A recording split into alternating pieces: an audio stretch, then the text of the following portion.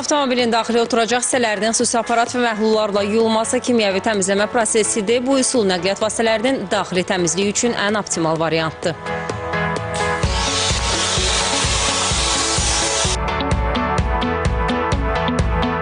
Avtomobillərin salonu üçün kimyəvi təmizləmə prosesinin bir neçə növü var. Onlardan ən effektiv olanı buxarlı təmizləyicilər vasitəsilə ediləndir. Avtomobilin kimyəvi təmizləməsi sezonun hər zaman istifadə olunan bir şeydir, müştərilər tərəfindən tələbat olan bir şeydir. Neçə gün avtomobil qalır burada? Maksimum avtomobilin vəziyyətinə asılıdır, maksimum 24 saatdır. Daha doğrusu avtomobil deyilmiş kimi vəziyyətlə. Elə avtomobillər var ki, daha ağır proseslərdən keçir. Məsələn, polun sökülməsidir və yaxud da ki, avtomobil içəridəki kabratların hamısı sökülməlidir. Buna görə bəzən vaxt uzana bilir. Mən sınaya bilərəm aparatla o buxar aparatı. Bəli, buyurun.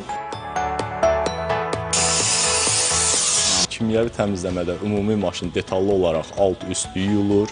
Hətta ehtiyat təkərinə qədər biz onu detallı dərmanlarla yuyub müştəriyə tam ideal şəkildə təqdim edirik. Prosesdə istifadə edilən yuyucu vasitələr də xüsusi seçilir. Çünki bu məhlullar yalnız peşəkar istifadə üçün nəzərdə tutulub.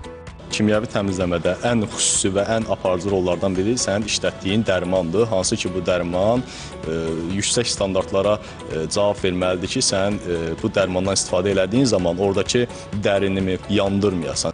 Mütəxəssislər deyirlər ki, yeni avtomobillərdə ildə 2 dəfə, köhnə nəqliyyat vasitələrində isə ildə 1 dəfə kimyəvi təmizlənmə aparılmalıdır.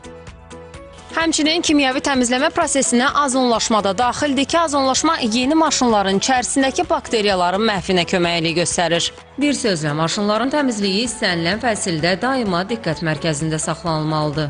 Nigar Babayeva, Sabir Şahbələdov, Telesər.